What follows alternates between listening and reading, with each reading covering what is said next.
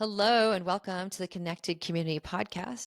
I'm so excited to introduce my guest today, Sarah Haas, and our topic is balancing hormones and navigating through perimenopause, menopause, and beyond. And I'm so excited to have Sarah because I think that this is a really important topic that affects most women. Sometimes we're not talking about it or we're not talking about it enough, and we might be in these stages and really not know how to deal with the changes in our body and with these hormonal changes. So, Sarah is a women's weight release and body love coach. She's an integrative nutrition health coach, a certified personal trainer, a yoga instructor. She also has her own podcast called Boss Body Podcast, and she is an expert columnist for Aspire magazine. You can find her at sarahhaaswellness.com, SARAHHAAS wellness.com. And so we really deep dive into this topic. We talk about food, we talk about nutrition, we talk about workout plans, we talk about what happens to our body when we hit these stages in our life and how these changes can be so difficult, but they don't have to because there's solutions for them. So I really thank you so much for tuning in. I love this podcast and I hope you will enjoy it too. So I'm going to hop on in with my episode with Sarah.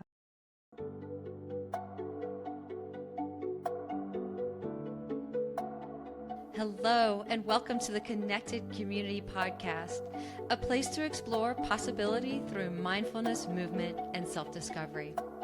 Our intention is to deliver insight and inspiration while fostering conversations that are genuine, unfiltered, and deeply human. We hope you will enjoy today's episode. Hi, Sarah. Welcome. Good morning. Welcome to the Connected Community Podcast. Oh, thank you so much. I am thrilled to be here. Yes. I really love our topic today because I think that so many people are going to be able to relate to it. And I think it's something that a lot of women struggle with. And so we're going to dive into balancing our hormones and navigating menopause and beyond. And I'm really excited about this topic because it's kind of a life stage that I'm in and a lot of people I know are in. And I feel like it's like we're plugging along with life and we understand what's going on. And then we hit a certain age or a certain hormonal imbalance. And then everything we knew gets flipped upside down and we don't understand what's happening to our bodies and we don't know how to get our bodies back into a place of regulation of where we want it to be. And so let's just start with a little bit about your background and how and why you got into this kind of work. Sure. Yes, I'd love to. So, I've been in the wellness space for 20 plus years. However, it used to be kind of a side hustle, teaching fitness classes and yoga and that kind of thing. And I was more in a corporate type scenario. And when I have two kids, and when my son was 6, he was diagnosed with type 1 diabetes. And a lot of people aren't really clear on what the difference is between type 1 and type 2. But with type 1, it's not brought on by any kind of lifestyle, your eating, exercise, anything like that. They call it juvenile diabetes because it often pops up in when you're a child, and they don't know why. They don't know what causes it. And there's also no cure. So this is a lifetime diagnosis, which as a mom is terrifying. And so I immediately went into mama bear mode and threw myself into anything and everything I could learn about nutrition, about diabetes, about how to care for him. And the good news is it is extremely controllable. And if you do take care of yourself and your body, you can lead a 100% healthy life and have, a great lifespan, all of that.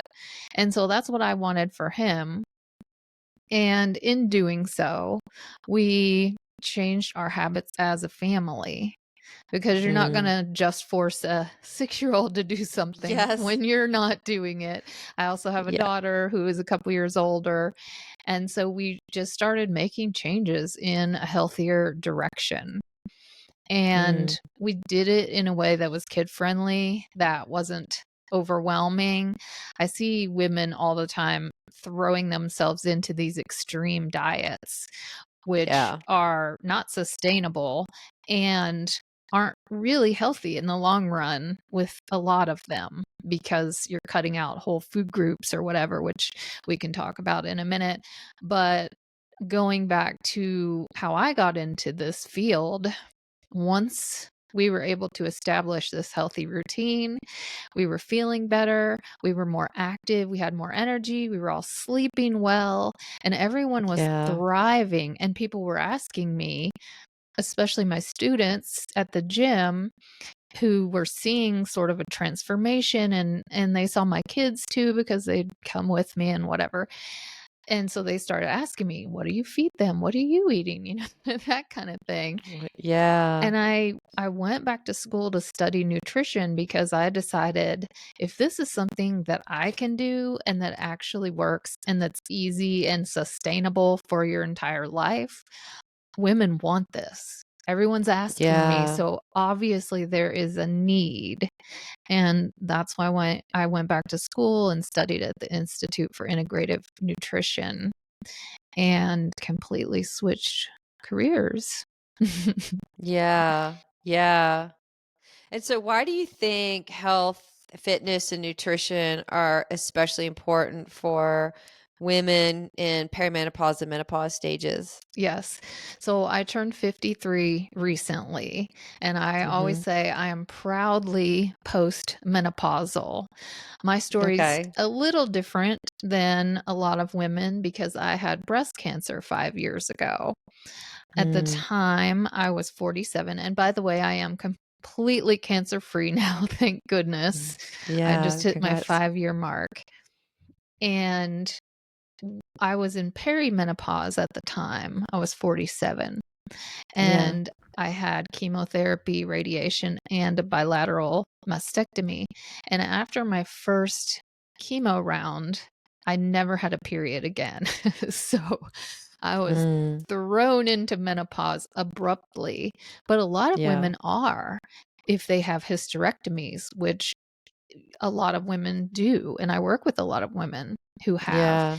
And then others go through the slower transition that can take 5, 10 years. It usually starts like around your later 40s and ends in your early 50s. And you start having these symptoms, you start having these body changes, the hot flashes, the night sweats, the forgetfulness, the irritability, trouble sleeping, that kind of thing. And that is your body talking to you. It's kind of like whatever you've been doing to your body leading up to midlife, all of a sudden Mhm. catches up to you. All of a sudden, your body is like, all right, changes are gonna have to be made. I've been Yeah. supporting you all these years and I can deal with it. I've got the hormones, the estrogen, the progesterone that kind of keep you feeling young even if you're not taking care of your body. And then when those drop, you're going to start noticing symptoms. And not Mm. just, I mean, those symptoms aren't necessarily 100% controllable, Yeah. but when you nourish yourself, when you're getting all the proper nutrition, and when you stop bombarding your body with chemicalized, processed, high sugar, high fat, high salt foods, and you incorporate some body movement, there's a whole lot of hormone balancing that happens. And that can make Mm. all the difference during that transition and afterwards in how you feel in your body, how you feel mentally, physically, and emotionally, and just also how your body looks externally and the weight you're carrying and the strength that you have and the muscle tone that you have. Yeah. So are you saying that people that have those habits in place before they hit perimenopause have a better likelihood of having ease through that process? Yes. Yes, they Okay. will most 'Cause likely have more ease. However, it's not completely avoidable necessarily. Everybody's Yeah. body is different.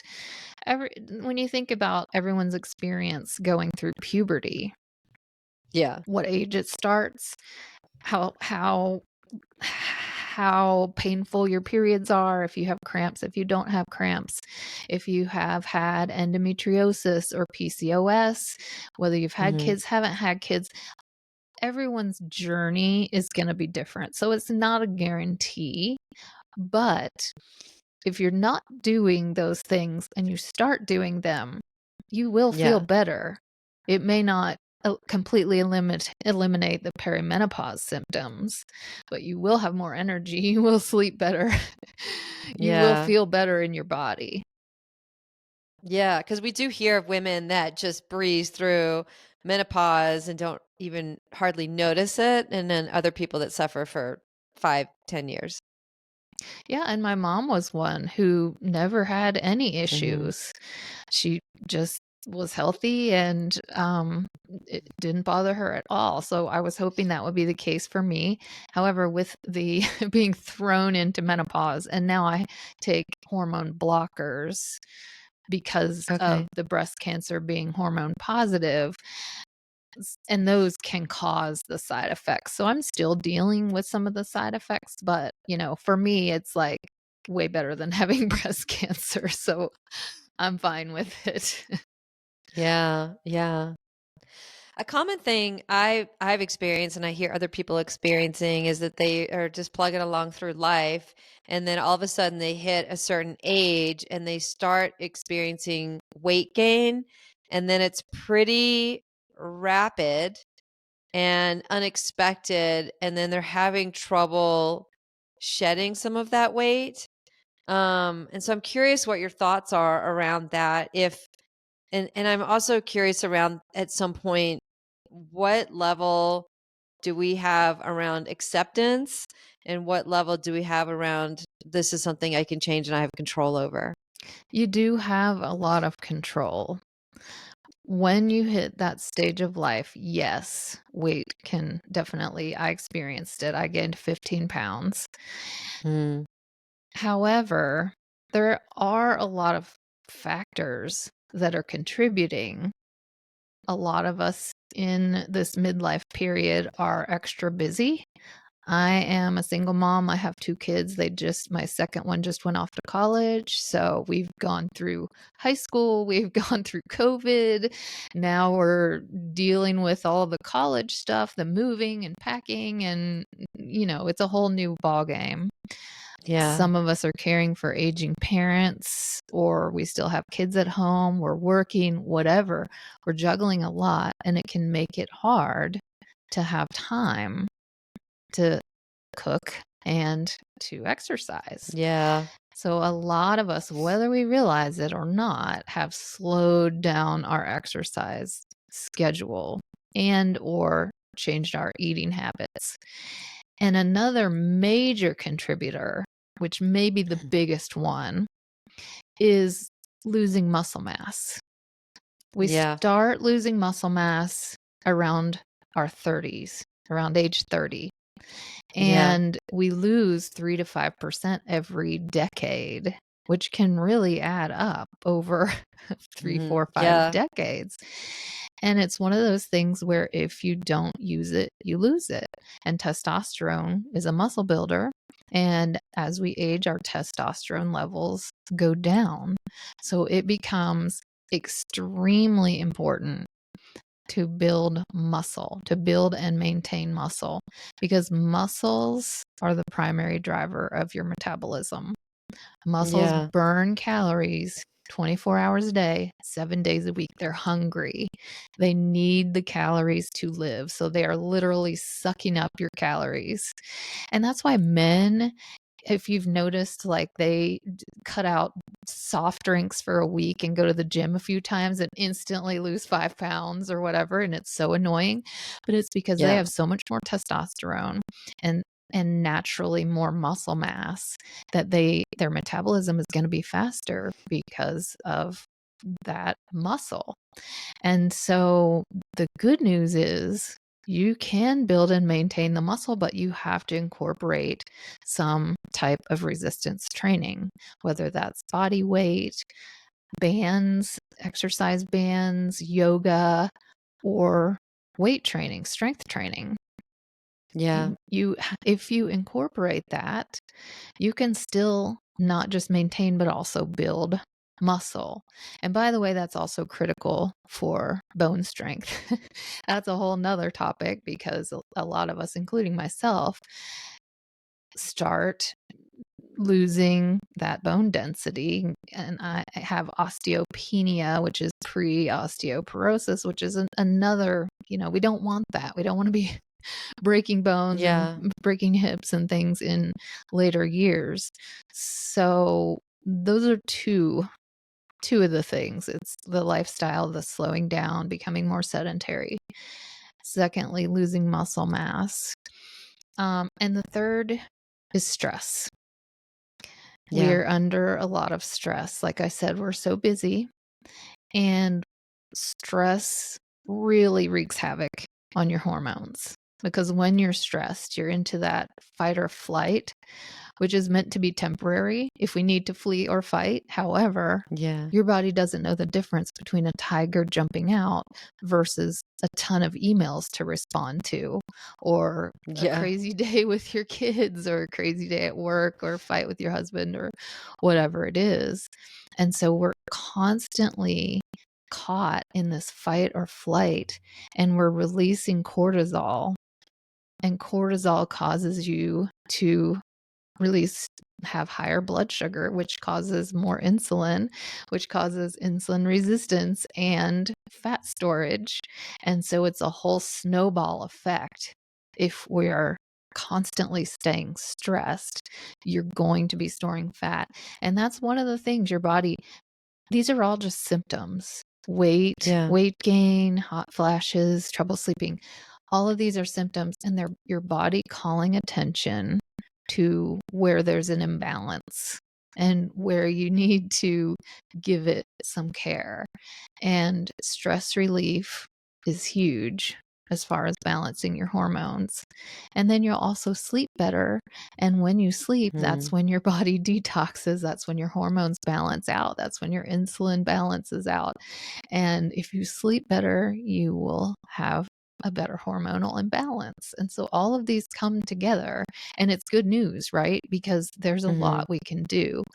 And I hear from a lot of women who are doing all those things. They're in their 40s or late 40s, whatever. The weight is creeping, even Yeah. though they're, quote, doing all the right things.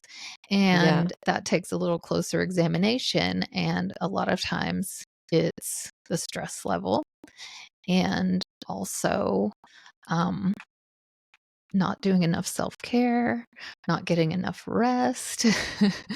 All of those Yeah. things contribute. Yeah. So when you're talking about strength training and resistance training, I'd love for you to dive a little bit deeper into that, because I think like our generation is taught cardio, cardio, cardio. And that's this embedded idea that we have in our head that we can burn calories by running, by doing that. And yes, running does build muscle, but it's different than strength training with weights or resistance bands. And so, can you talk a little bit about that? Like, what would my benefit to my body be if I went to the gym and I lifted weights for an hour versus I went to the gym and I ran the stairs for 40 minutes and then did some weight training for 20 minutes? Yeah, so you're right. We have been taught, we're the 80s, 90s aerobics generation. Yeah. And Unitards. I wore all of those leg warmers, tights. It was a great time. It was a great time. The headbands, the wristbands. Yeah, totally It is neon. totally fun, totally awesome. However, the science is Mhm. now saying first of all, I don't want to diss cardio, because Yes. cardio is extremely important for your longevity, for your heart staying strong, for your lungs being strong, for circulation, for lymphatic detox, all of those things. So I am not in any way saying don't do cardio. Yeah. However, especially when you hit that midlife phase, like I said, if you're not incorporating the strength training, so cardio does burn calories while you're doing it. You know, people wear Yes. the smartwatch and they always think, well, if I just work out with weights, my heart rate stays low and my watch is only saying I burned whatever, 150 calories in an hour. Whereas if I do like a step class or aerobics workout or a run, it's telling me I burned like 300. And so in their mind, that equals the cardio's better. But what you don't realize is when you're doing the cardiovascular exercise, you are burning those calories right then. But if you're building muscle, you're burning more calories 24 hours a day. Mm. There's your Yeah. difference. And the other thing is with women in midlife and around these menopausal years, long bouts of cardio activity day after day, you release cortisol while you're doing those activities. And like I said earlier, we have an abundance of cortisol and we Yeah. don't need more. And I walk a lot most days, 5, 6 days a week. And a lot of times I'll throw in a little run one or two of those days, or maybe a walk run, walk 3 miles and run a mile of it. But I get my strength training in 4 days a week. Mm. It is Okay. absolutely imperative if you want to increase your muscle Mhm. mass, preserve your bones, increase your metabolism, and stay strong and have mobility and strong bones for Yeah. decades to come. So a mix of both, but if you only have a certain amount of time, do more strength training and Yeah. throw in little snippets of the cardio. Take a 15-minute walk a few days a week. You do need it. Yeah. Throw it in, take the stairs, go for quick walks. I Mhm. walk on my lunch break sometimes. I'll just go a couple times around my block, which is a half mile. Yeah. It takes 10 minutes. It's easy to do and it adds up. Mhm. Or don't, like, ride around the parking lot for 10 minutes trying to find the close parking spot. Yeah, and I see people at the gym doing that, and it Yeah, always I totally cracks do me that. up. It cracks me up. I'm like, "You're literally gonna go inside and get on the treadmill, and you're Yeah. circling the parking lot to get a close Yes. space." Yes. Yeah, and a lot of us are guilty of that. It's just a habit, and it's Yeah. important to start thinking about if you could stand at your desk. If I'm not on a Zoom call, I'm Yeah. standing at my work desk, taking little breaks to just move around, just not sitting all day long. Yeah. So I'm loving this talk about strength training because what would be the difference if I went and I was lifting arm weights? I was doing arms and I was doing 40 reps of a lightweight, or I was doing 8 to 10 or 12 reps of a very heavy weight. So when you are using light weights and doing high repetitions, you're building endurance more than muscle. There's Mhm. nothing wrong with it. You are building muscle. However, it is much better for muscle building to do heavier weights. Now, that being said, there needs to be a progression. I'm not saying go into the gym the first day and lift the heaviest Mhm. weight you can even pick up. It can start with body weight. If you're starting with at 0, start with body weight because that's going to be heavier than what your muscles are used to doing. If you're doing a push-up or something like that or a squat Yeah. and you don't do those ever, that is weight bearing. But it needs to progress. So you could start with body weight, then you could do bands, then you could do light weights, and you should be increasing your weights incrementally.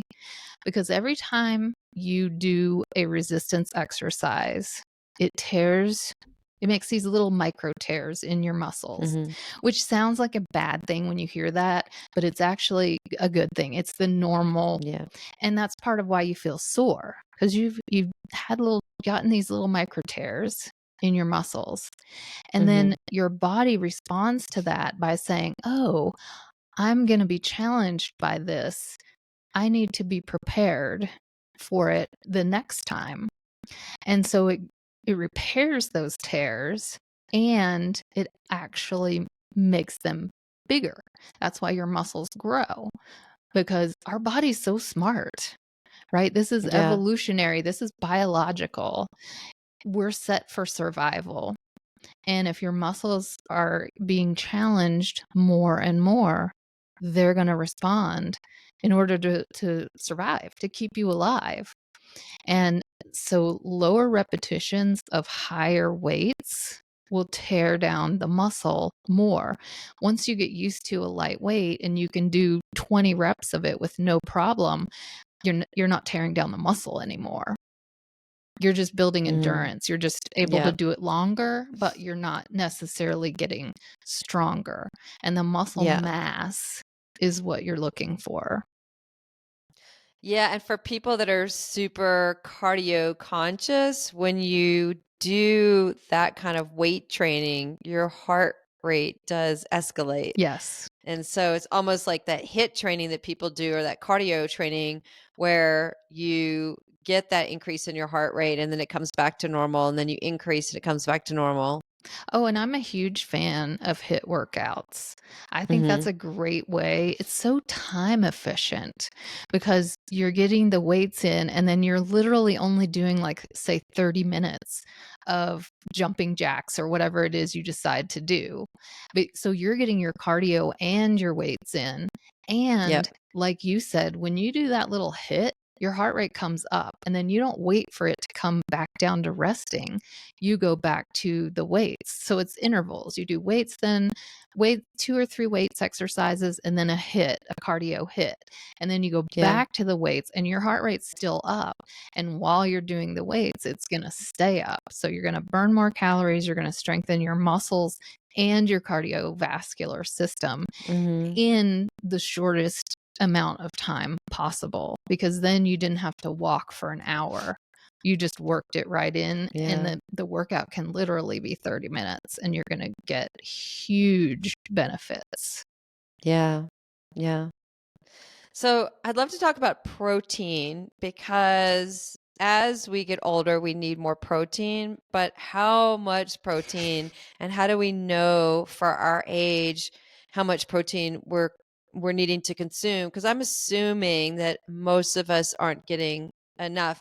And I heard somewhere, I'm not sure if this is true, you can tell me, that women need more protein, like per body weight, than men do. And I'm not sure if you could shed light on that. Yeah, I'm glad you asked that because I actually meant to bring that up earlier when we were talking about why is it that this weight creep's coming on and the importance of building muscle. If you're not if you're not consuming protein, your muscle can't repair itself. Those Mhm. amino acids in the protein are what helps you repair and rebuild and grow muscle.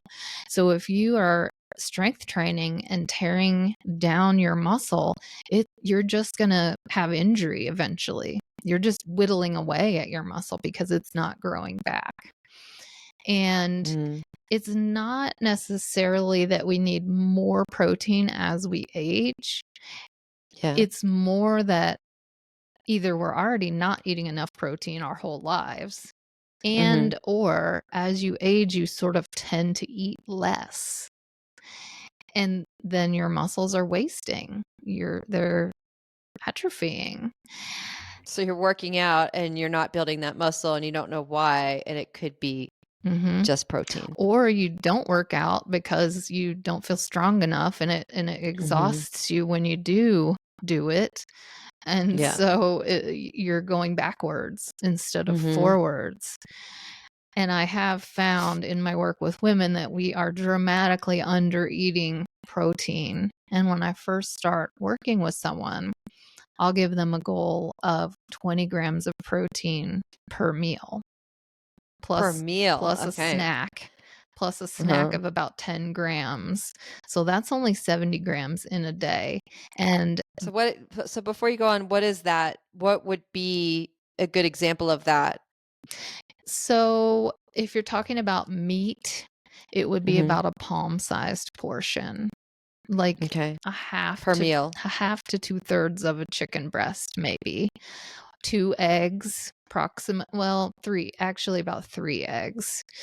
Mhm. A scoop of protein powder, a protein bar. Some of those will have the amount that you need, but really 20 grams is not enough. But that's where I start people because when I just say that, women look at me like, "Are you crazy? 20 grams? That's so much." When they go look at their meal and actually see how much they're eating, it's much lower.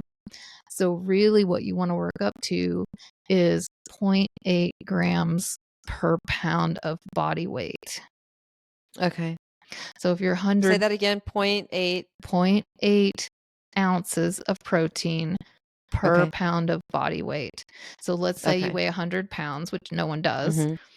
That would be 80 grams a day. So when I'm starting people Mm. with the 20, Mhm. 20, 20 plus a 10 snack, that's 80. So that would be enough for a 100-pound woman. Okay. Technically. So if you're over 100, Mhm. you actually do need more than that. But that's a Right. good starting point. It's a darn good starting point because Yeah. a lot of us are not eating that much. And when you sit down and do the math, if you're 150, 200 pounds, you're thinking, oh my goodness, like, how am I going to be able to Yeah. eat 160 grams of protein a day? When you divide that out, that really adds up in your meals. So somewhere between the two, I think, is a happy place. Well, and the protein is going to satiate us a Yes. lot more than carbs or empty carbs or cereal or even oatmeal or anything like that. Oh, 100%. It's a huge benefit of protein, not just for building muscle, but protein Mhm. takes longer for your body to digest. So it's in your system longer. And Mhm. when your stomach gets empty, it sends a signal to your brain that you need more food. But if there's Yeah. protein in there, and also, by the way, fiber, which is your fruits and vegetables and whole Yeah. grains, the combination of the two will keep you feeling fuller longer and you will eat less throughout the day. So you could eat 150 calories of protein or 150 calories of potato chips, of some kind of just simple Yes. carbohydrate processed food. If you eat the protein, you'll be full for hours. If you eat the processed carbohydrate, you're going to be hungry very soon after. It's not satisfying because it just gets digested so quickly, and it shoots up your blood sugar, which shoots up insulin, which is the fat storage hormone. So Yeah. when you eat protein, it keeps your blood sugar stable because it slowly gets absorbed into your bloodstream. So you don't Mhm. get that spike and that crash and all that fat storage. So it really treats your body a different way. Yeah. And insulin is a hormone, it interacts with all your other hormones. And so eating enough protein and eating enough fiber from fruits and vegetables and whole grains actually balances your hormones. Mhm. What if we are getting a lot of our protein from high fat foods, such as we're just chowing down on loads of cashew nuts or um, some of those higher fat content nuts? Yeah, well, nuts are actually considered a fat versus a Mm, protein because their nutrition profile is higher in fat than it is a protein. And we do need okay. fats in our diet. You have Yes. they're crucial. They're absolutely. However, the amount of fat that you want to take in is much less than the amount of protein and fiber that you want. Hmm. Because if you're talking about your weight, it really does come down to calories. A big part of it Hmm. is how many calories are you consuming? So if you're eating a ton of fat, if you're eating a whole lot of high fat meats or peanut butter or other nuts, things Yeah. like that, it's going to add up and you will be taking in more calories throughout the day. And also, all that fat's not good for your heart. It's even too Yeah. much healthy fat is gonna really add up and start clogging your arteries and increasing your cholesterol and all of that stuff. So you don't want, Mhm. to lean too heavily to that end. You wanna look for Yes. leaner, and I'm not advocating a no-fat or even low-fat diet, so don't go out and start buying everything that says low fat on it. Right. I was talking to someone the other Mhm. day about the low fat craze that was back when I was, like, in Yes. That's college. like the worst creation ever for humans. Yeah, it's the pendulum keeps swinging Mhm. from one extreme to the other. So back in, like, the '70s, fat started Yep. getting they realized that fat contributed to heart disease. So all of a sudden, the idea was cut out fat altogether, and they come out with Mhm. all this food, salad dressing, crackers, whatever, Mhm. that's low fat or no fat. And then what they Mhm. did is they added sugar and salt to it to Yep, make they up for dumped in the the sugar. taste. And like Mhm. we discussed with the sugar, you are storing fat when you eat sugar because of the insulin spikes. And Yeah. and they were recommending so many carbohydrates versus the fat. I don't know if you remember that pyramid, and the bottom of the pyramid was like Oh, it was the bread and largest. grains, and it was like 9 servings a day or 12 or Yes. something insane. So we got all out of balance. And then here over the past 20 years or so, now it's low carb, no carb, keto, paleo. And so now it's kind of like, no, just eat all meat, and it doesn't matter if it's bacon, you can put butter in your Cheese. coffee.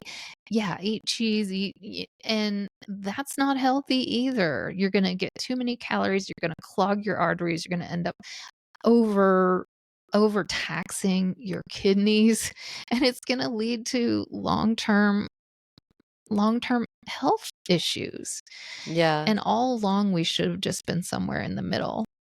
If if you Yeah. follow science, if you follow nutritionists and dietitians, they're all gonna recommend a Mhm. balanced way of eating. So if people are trying to get their fiber in, because I'm sure you hear this a lot, and people don't like leafy greens or vegetables, and then they're just really leaning heavily on the fruits, I would love for you to just talk a little bit about the dangers of that. Yeah, I mean, fruit is very good for you. It gets a bad name too because it's a carbohydrate. It has natural sugars in it. But Mhm. fruit has tons of vitamins and minerals and fiber. However, it does have sugar in it. It does have natural sugar. So you don't want to be just getting all your fiber from fruit. You don't want to be eating Mhm. 5 servings of fruit a day. A couple is a good rule of thumb, couple servings of fruit. And Yeah. if you're not eating any vegetables, you need to eat some vegetables. There's no Just other do way it. to say it. You Yeah. need vegetables. Find a way. Put some greens in your morning smoothie. Cook it into soups. If you throw like some spinach in your soup, it almost completely dissolves. Find a way of preparing. There has to be a way. Whether you like Yeah. it raw, crunchy carrots, sliced cucumbers, try different things, do different combinations, cook them different ways. Roasted vegetables are delicious. Flavors, you can add different flavors. If someone tells me they just don't like vegetables, I'm like, okay, well, you got to figure out a way to like them.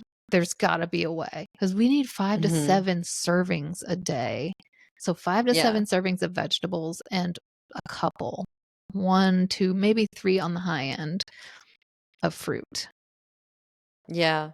And then you can Yeah. also get your carbohydrate from grains if they're natural whole grains, unprocessed, like brown rice, quinoa, whole wheat.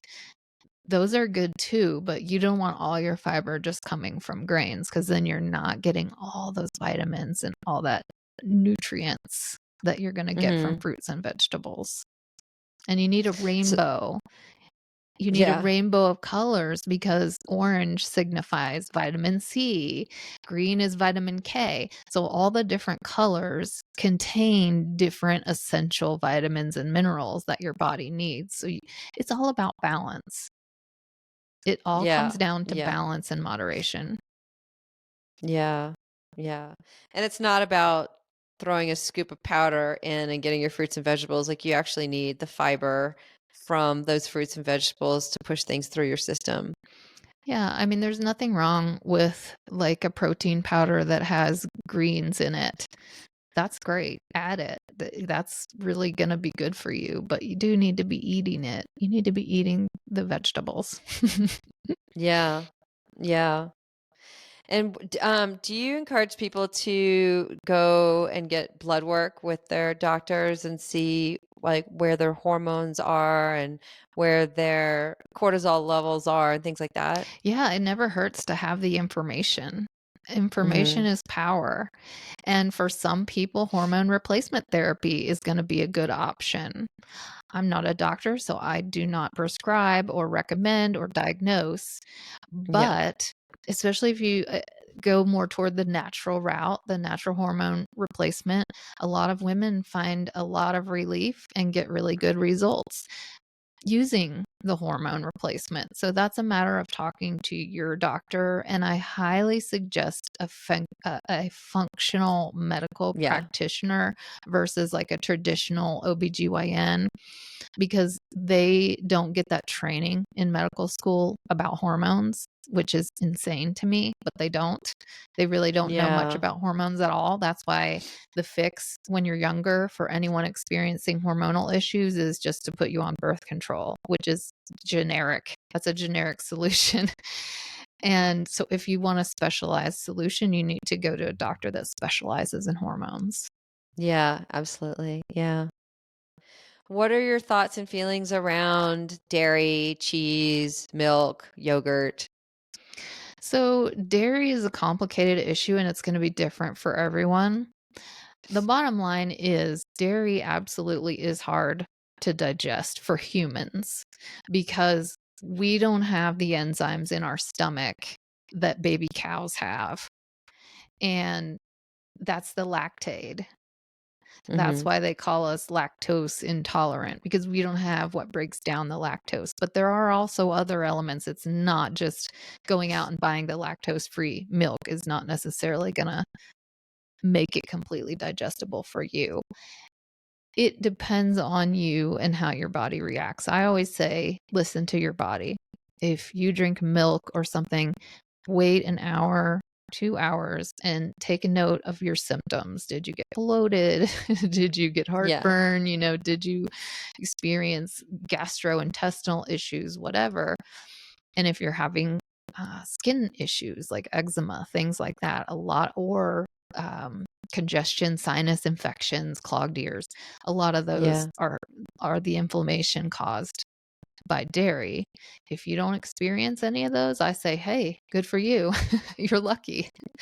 Yeah. Yogurt and cheese are different because they have the bacteria in them that has been breaking it down already.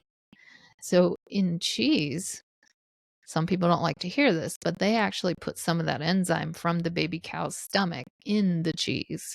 As it Hmm. ages, it gets broken down.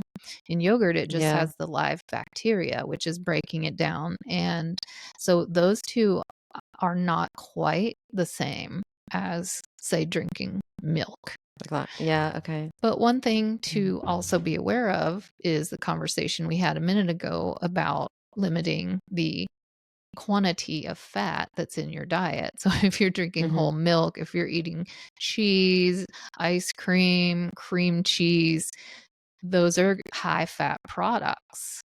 Yogurt, you can get Mhm. low fat and no fat, which just look on your ingredients and make sure it doesn't have weird stuff added. But I eat Yeah. plain, unflavored, fat-free yogurt and I just put fruit in it and things like that, add it to my smoothie.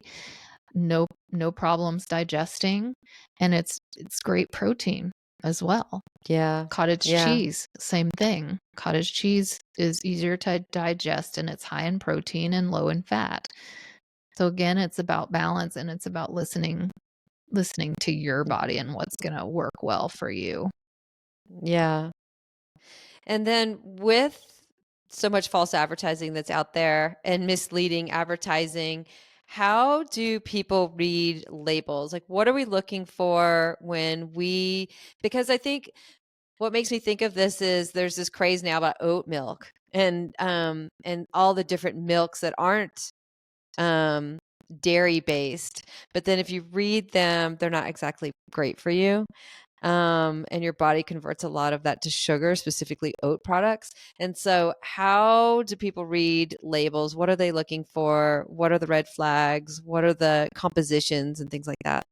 Well, I mean, I could do a whole hour just on that, but just to hit the high points, just because it says fat free, low fat, gluten free, all natural, all those things that we see on the package does not mean it's healthy.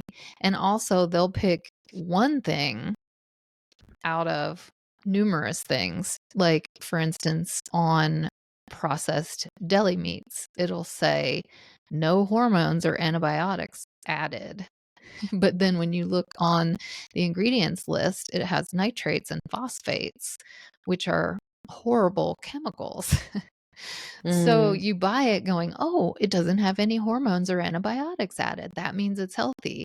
Well, they're going to put whatever. I see things that say sugar free that never had sugar in it, like a tortilla chips. They've never had sugar, but they're sugar mm, free, right? mm-hmm. I Yeah. remember in my college days when the fat free craze was happening, the licorice sticks, the red like Twizzlers or whatever, Mm-hmm. all said fat free on the package, and they were fat free. So are Yeah, it does not. pretzels. Pretzels are Yeah. fat free, but those are a highly processed sugar slash white flour carbohydrate that gets absorbed and turns into fat. so Yep. Yep. so don't be fooled just by thinking because it says juice says 100% juice. Yes, but it's processed fruit that has no fiber in it whatsoever, and it's just turning to sugar in your body as soon as you drink it. So you have to read the labels and be informed. I also say any ingredients where you've never heard of it, you can't pronounce it, you don't recognize it as food is most likely a chemical and it's not going to be good for you. Yeah. Michael Pollan is an author and he's done some documentaries and things like that. And he says, don't eat anything that your grandmother wouldn't recognize as food. Yeah. So it's pretty simple. Shop for things that are closest to the way they're found in nature. Yeah. Yeah. Vegetables For and sure. meat and beans, even dairy, those are pretty close to how they're found in nature. And so Yeah. as you mentioned the oat milks and that kind of thing, there's so many out there. I can't give one blanket statement about Yeah. the different types of non-dairy milk. You just have to read the ingredients and make decisions based on that. Yeah. Mm-hmm. And I'm curious if you have any words of wisdom that we haven't touched on yet. Well, one thing that I didn't speak to that you mentioned is the body acceptance. The acceptance of Mm-hmm. your body changing, whether that's a weight creep or just general things that come along with aging, because it's going to happen for all of us. Yeah. There's so much you can do to stay and feel younger, not to stay not younger chronologically, but health wise. And if Yeah. you're nourishing yourself and getting enough water and getting exercise, your skin's going to look better. Your muscles are going to look better. Yes. However, Mm-hmm. we're still going to get wrinkles. We're still going to have stretch marks. We're still going to have cellulite. Our stomach is Yeah. going to thicken. It's a normal part of aging and it's going to happen for everyone. And a huge lesson that I learned in going through my breast cancer journey I was 47 when I started the treatments. They took about 2 years. And before the treatments, I was very self-critical, always have been, perfectionist. Mhm. And then being in the wellness space makes that pressure even higher because you're Yeah. getting judged or you feel like you're getting judged and people are looking at you to be the example. So you feel like you have to be at a certain standard. And all of that suddenly was sort of taken away. I had chemotherapy and lost all my hair. I had a double mastectomy, so I Mm. have extreme scars on the front and the back, plus a scar where my chemo port was. And I was thrown into menopause, so I gained some weight, and now I'm getting older and I'm getting wrinkles and there's loose skin. But the thing is, going through that process made me realize how incredible our bodies are, how hard they work for us, how resilient they are. And Mhm. they're just the most amazing thing ever created. And if you're not liking what you see in the mirror, if you find yourself criticizing yourself all the time, instead of focusing on the way it looks, focus on how incredible it is and all the things that it does for you, and just start respecting it. If you don't feel like, "Oh, I love my reflection," that's okay. You're not gonna go from 0 Yeah. to 100 in one day just because I said, "Oh, start loving your body." So it's not that easy, right? But start with respecting it and think about how would you respect someone you love? If it's your child, you're obviously gonna nourish them with healthy foods. You're gonna have them sleep well. You're gonna have them not overwhelmed with stress. And so just start treating your body with that same respect. And along with that will come building healthy habits and getting healthier and feeling better and having more energy and more motivation. And when you start building that energy and that forward momentum, you can keep it Mhm. going. And then that critical voice gets quieter and quieter because I love my body now more than I ever have because Mhm. of that mindset shift, that perspective that I have now looking at, I call myself Sarah 2.0. So before cancer and post Yeah. cancer, I'm a new person and it's Mm. changed the way that I see myself and the way that I feel about aging. Yeah. Yeah. Yeah. Thank you. Yeah. Um, Sarah, thank you so much for this conversation and for your wisdom around this topic because I think so many people are having struggles around this and then we don't know there's so much misinformation and sometimes we're not talking to each other about it. And so I really appreciate you and your wisdom. Thank you. Thank you for having me. I think it is so important for us to be having this discussion and putting it in the mainstream and letting women know. I mean, because half the population is going to deal with this, right? Letting women Yeah. know this is normal. This is a challenge, and there are things Hmm. that you can do. And sort of just supporting each other and lifting each other up and getting rid of the shame around Yeah. aging, right? So I appreciate you having me on and being able to share with your community. Yeah. Yeah. Thank you. Thank you for listening to the Connected Community Podcast. If you enjoyed today's episode, please like, share, and subscribe. I can be found at www.nickyyoga.com, NICKYYYOGA.com. Until I see you again next week, I hope you have a beautiful day.